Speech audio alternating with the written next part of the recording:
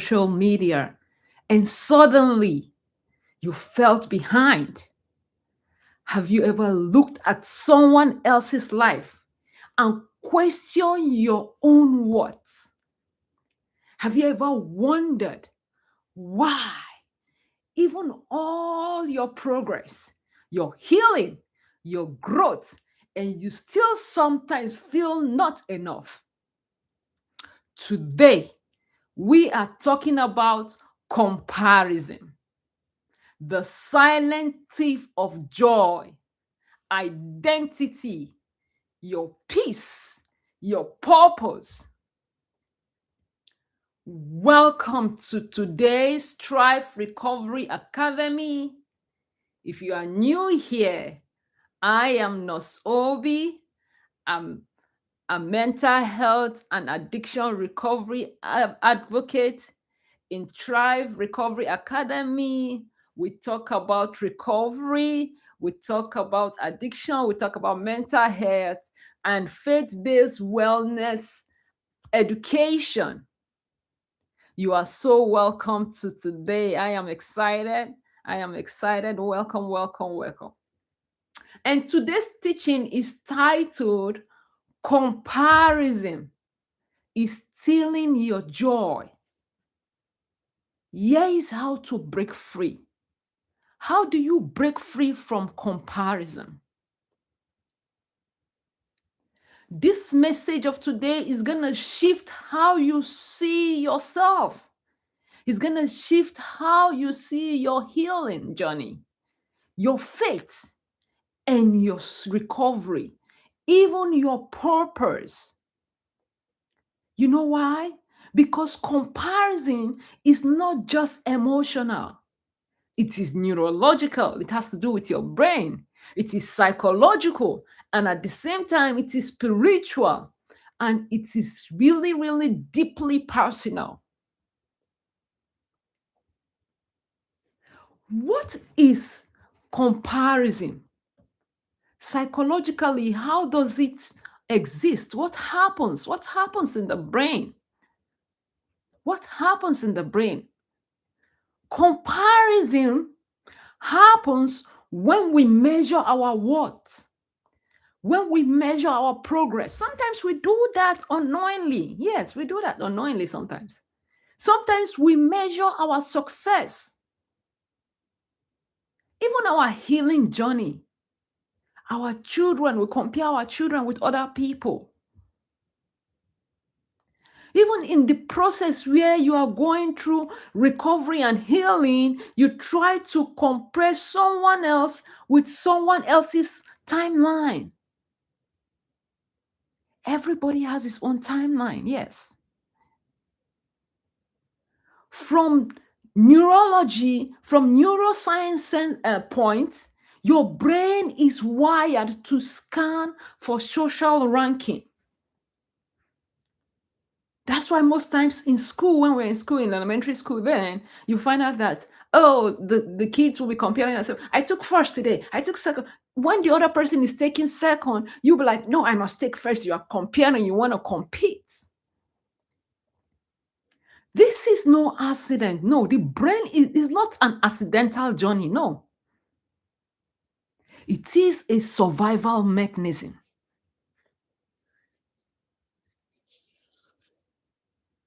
In modern science, in modern society today, social media has hijacked the system.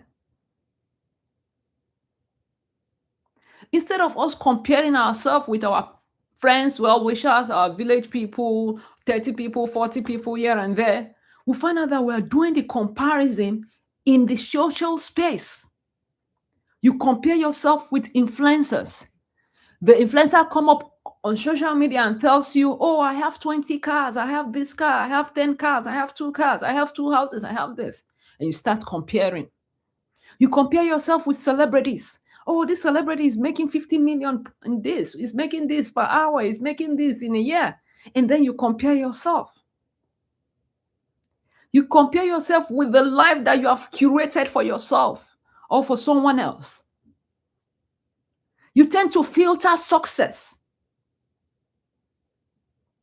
Do you know that this sense of overload to which we try to cage ourselves into causes anxiety? It causes depression? It causes burnt out? Do you know that it causes identity confusion? Even addiction relapse triggers. Yes, it does causes it. Because why? You are going through the recovery and you are going through relapse. You tend to compare yourself with someone else. You be like, oh, this person, maybe Mr. A is going through relapse and is going through recovery and is going so faster way. You are trying to compare your timeline with his timeline. Everybody has his own timeline. Identity confusion is a thing. It is a thing. You don't want to be triggered when you are going through recovery.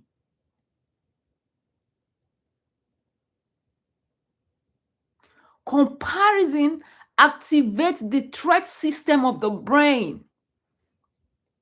It releases the cortisol and stress hormone. That is why most times when you compare yourself with your fellow or you compare yourself with something, you find out that you either start feeling you are smaller or you are behind. You start being anxious. You start being hopeless. You start being inadequate.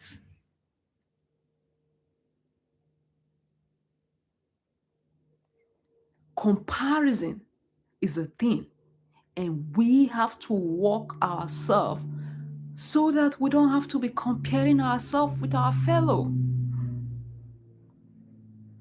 How does comparison damage the mental health and recovery? How does it do that?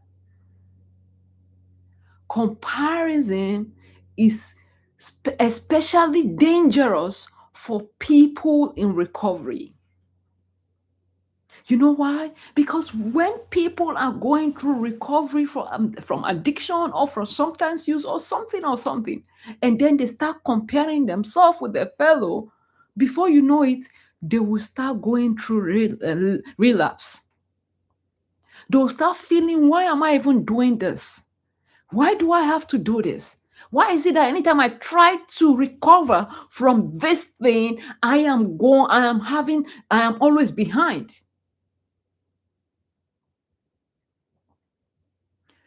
It is especially dangerous even for trauma survivors, people that must have gone through trauma before, childhood trauma, PTSD. It is dangerous when you compare yourself, when you have that spirit, that urge for comparison at that time. Comparison is dangerous even for the youth. It's also dangerous for high achievers. I remember when we were growing up, our parents were like, oh, why are you not taking first? Why are you always behind? Don't you see that A is taking first? Can't you see that A is achieving higher? And sometimes, even when the achiever is having the excellent grade, and then he has this urge to compare himself, or someone is comparing him that, oh, you have to do more. Why are you making just 99? You're supposed to be making 100. He gets anxious at the end of the day. And before you know, he breaks down.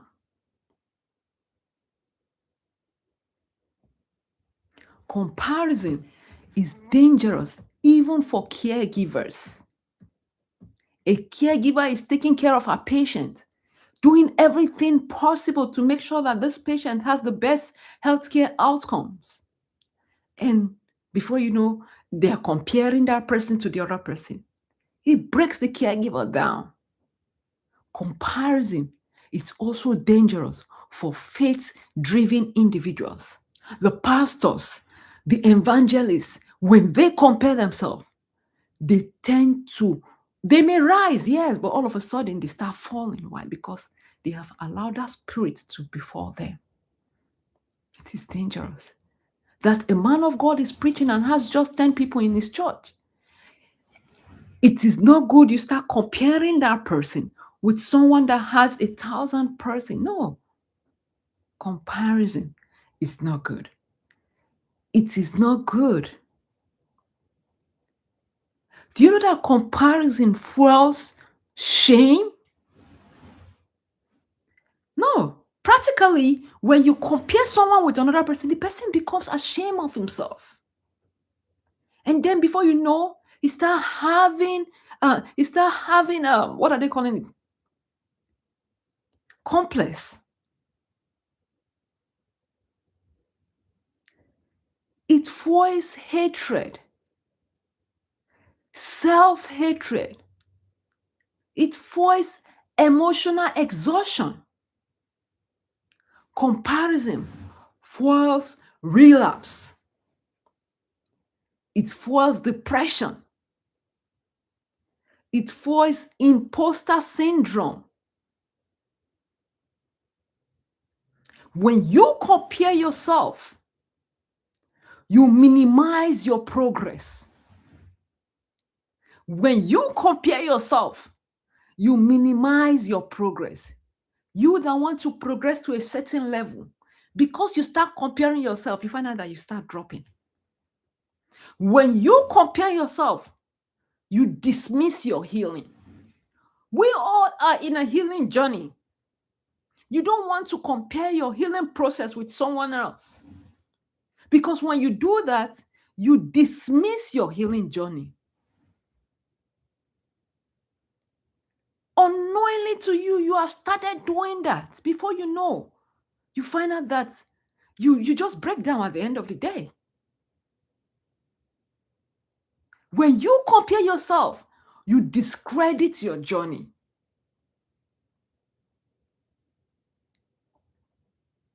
In addiction recovery, comparison often triggers why I am still doing this.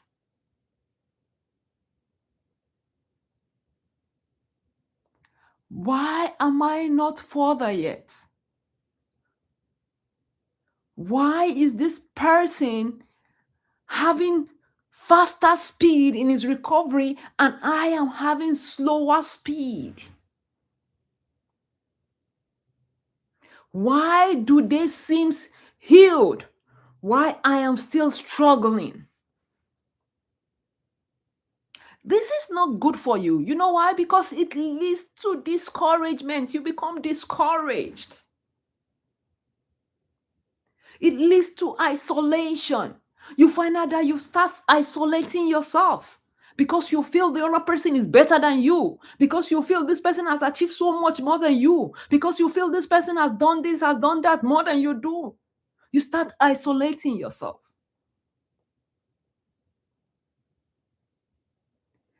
It leads to relapse risks. Relapse risks. You don't want to be in that situation.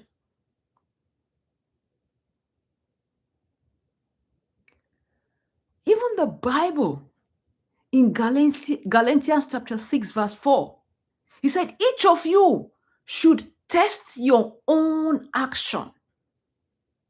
Then they can take pride in themselves alone without comparing themselves to someone else. Thou shalt not compare yourself with someone else. The psalmist in Psalm 139, verse 14, it says, I will praise you because what? I am fearfully and wonderfully made.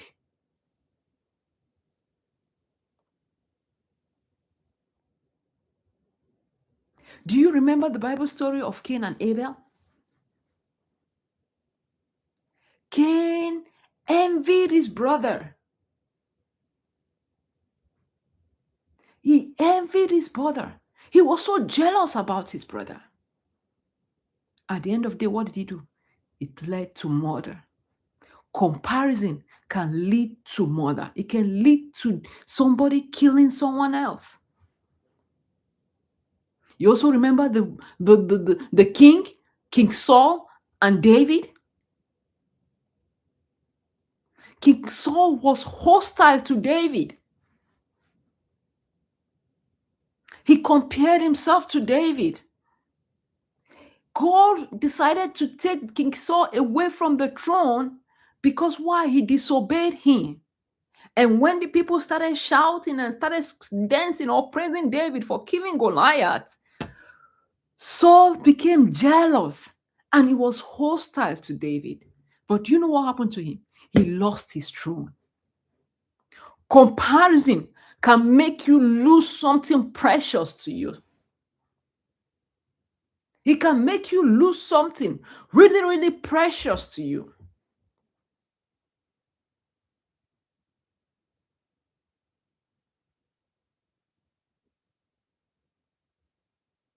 Jesus was asking Peter if he loved him. And Peter said, "Yes, I love you." He said, tend my sheep. He asked him 3 times. He said, "I love you." He said, "Tend my sheep."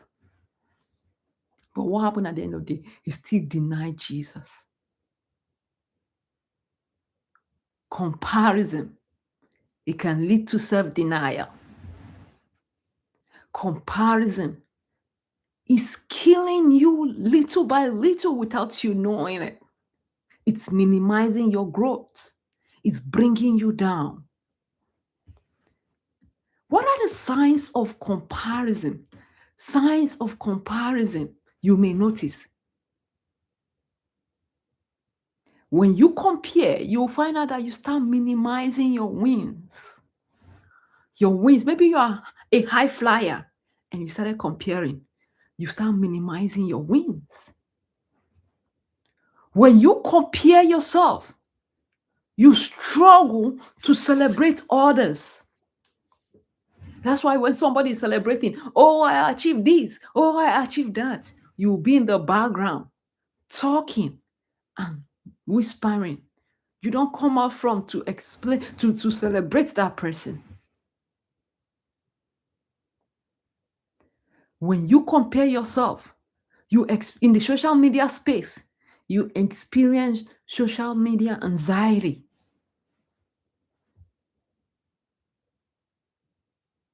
When you compare yourself, little by little, you feel stuck in shame.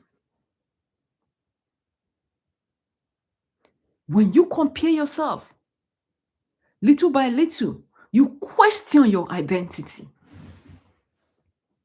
Why is this person who is not my gender achieving this? Why is this person who is this particular gender achieving this? You begin to question your identity. You begin to question if you were born by this parent or not. You begin to question if you are from, why are you supposed to be in this home when you're supposed to be in that home? That is what comparison can do to you. In Thrive Recovery Academy breakthrough framework, we talked about steps to which you can overcome comparison. And number one step is awareness. You have to name when comparison shows up. You have to name when comparison shows up. Naming those comparison triggers is the first step to healing. You cannot heal what you don't name. You cannot heal what you don't name. Number two step is nervous system regulation. Now, how do you regulate your nervous system? We do this one that everybody does. Take a deep breath and you release. You take a deep breath and you release. Prayer. You can heal from comparison by you being prayerful. You need that moment of stillness. You can meditate. Excuse me. Number three step to identify comparison triggers, or in your healing, number three step in Thrive Recovery Academy breakthrough framework is identity healing. You have to separate your worth from your performance.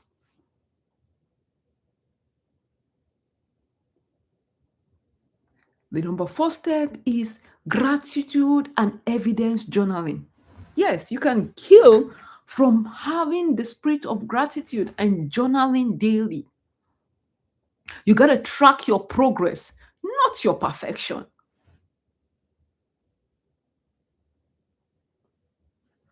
The number fifth step is purpose alignment. You have to stay in your lane, according to my Nigerian brothers. Stay your lane, day your lane. You have to stay in your lane. Believe what you believe and fight for it. Comparison is not your enemy. Disconnection is. So, how do you reconnect? When you reconnect to God, when you reconnect to purpose, when you reconnect to identity and healing, comparison loses its power. Comparison loses its power when you reconnect to God, when you reconnect to purpose, when you reconnect to identity, when you reconnect to healing. Comparison loses its power. Excuse me.